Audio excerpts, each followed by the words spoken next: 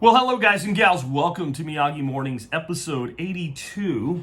Another question that's come off of MeWe. I kind of preluded this one yesterday, and it is on how to become a better negotiator. I can give you, and I'm going to give you, some real hard and fast, like, these are the things you do and you should do. But I want to start out with something that I can't give you, and that is confidence. Confidence and the willing to be assertive and the willingness to walk away. You have to come at a negotiation, and this is not about being cutthroat, though it can become cutthroat. But you have to come to a negotiation like this. All right, let's see if we can do something. And that's how you have to be. And those of you that are listening to the audio version of this podcast, something might have gotten lost there. That's why we put these in videos. Like, you have to have kind of this. It's the same thing as like when you're interviewing for a job.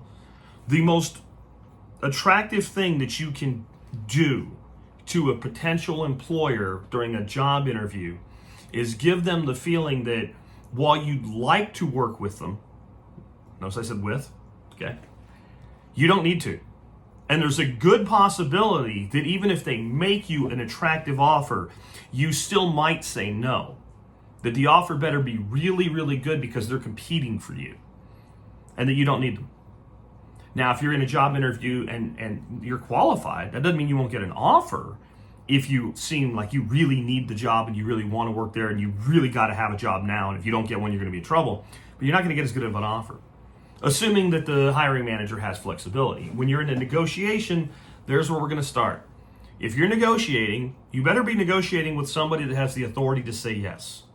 And it is the first thing that you need to do in any process that's a negotiation or a sales process or anything like it, is you need to very quickly determine, does the person that I'm speaking to have the authority to say yes? Because if they do not, and when I say yes, I mean say yes to something other than the boilerplate, standard answers, then you are talking to the wrong person. And your first step then is to get above them, to find the person that can make the exception, that can say yes, that can change the rules. Because there's no point in negotiating with someone who can't. So many people make that mistake. And this comes down to like negotiating a lower rate on your credit card. You call somebody that's in New Delhi or whatever and they're trying to get a better rate on your credit card. No, we do not do that. Well, I'm sorry. You're talking to the wrong person. And it doesn't matter what you're negotiating. First, you find the person that can negotiate in good faith, that does have the authority to make exceptions, to pay more, to charge less, whatever it is that you're looking for. Number 2, always ask for more than you want. Always ask for more than you want. Always. Enough that you feel a little tiny bit uncomfortable. If you feel completely comfortable, for instance, naming a price, you need to raise your price until you feel a little bit uncomfortable yourself about the price. Now, you also have to not be stupid with this. For instance, there's a piece of property down the road from me that's probably worth about $800,000. I've considered buying it. I think there's a lot of wonderful things I can do with it. They do now have a price on the sign, but they had the price sign up for years with no price on it.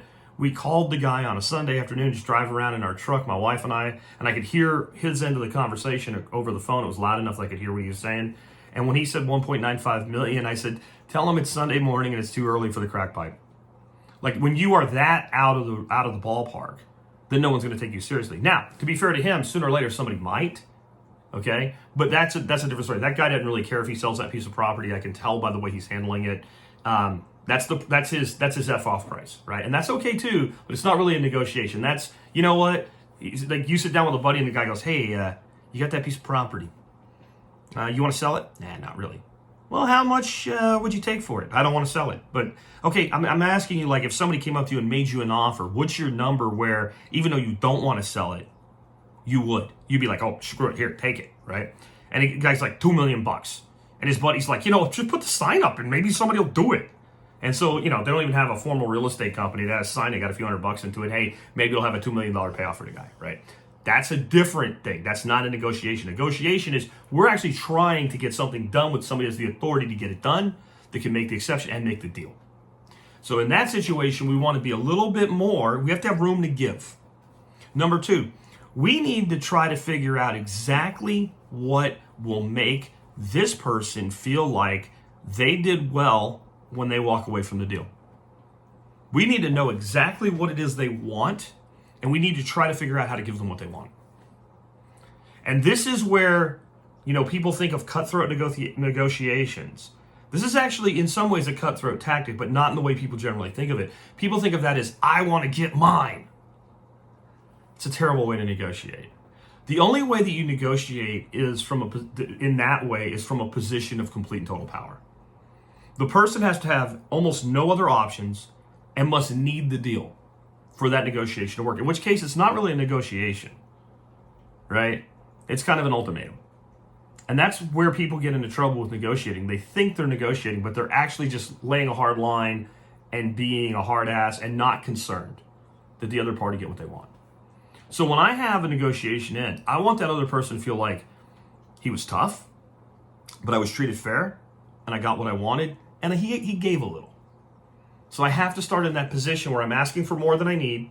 I have to do exploratory work. Sometimes that's right now on the fly because this negotiation just happens. But if I have time to find out a little bit more, if this is a larger negotiation, right, and I have time to find out a little bit about, let's say what's the company. Well, who is this company? What are they doing? What are they saying publicly? What's the rumor mill say about this company? What are they trying to accomplish? What are their long-term goals?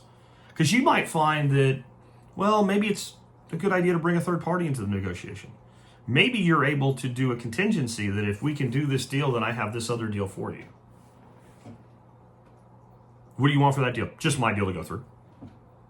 Maybe to be something that normally if I brought it to a company, I would say, I want a finder's fee or a commission or something like that. But since I already know what I want, then I'm bringing that to the table with, hey, I can make this happen if we can make this happen. Sometimes that's a risky play, but sometimes the opportunities are there. The key is always knowing that your goal is not to win a negotiation, but to come out of the negotiation where both sides feel that they won. And where you can learn all about this in depth? Some of you are really going to hate the name I'm about to give you. Donald J. Trump's book, The Art of the Deal. Now, if you want to feel a little bit better about it, having at one time actually worked for Donald Trump as a consultant for one of his companies and laying out all their marketing and working deeply with people that blogged as Trump, as ghostwriters, and marketing his books for him, specifically a series of books that came out long after Art of the Deal. I can tell you for a fact, if you want to feel better about this, even though it has his name on it, he didn't write the book. He didn't write the book. He didn't write the book. It is ghostwritten. It has a lot of his tactics and thoughts and things like that in it, but he didn't write the book. He did not sit down and write the book. So if that makes you feel better about getting information, but here's how I feel about good information. If the information's good, if the information helps me, if the information benefits me, I don't care what the source is. It doesn't matter. And so that would be the number one book I would recommend here, but just always stick to that basic formula. Ask for more than you need. Figure out what the other side really needs and do everything you can without giving up what you need to get that for them. And this carries through to people, even when you are kind of a hard line, when you are tough in your negotiation, when you refuse to come down any further in a price or with any other contingencies or anything like that. The person understands this person is really trying to accommodate me. They're really trying to understand what I need, and they're really trying to make sure that I get it too. I'll tell you a great way to experiment with this. If you start running events and workshops, get-togethers and things like that, start running a barter blanket. I have a video I did long ago for one of my workshops about how barter blankets work. I'll link to it in the video notes here. It is amazing what we've learned about sales, marketing, negotiation, and generosity now in 8 years of running barter blankets. Take care, guys. I'll be back tomorrow with another episode.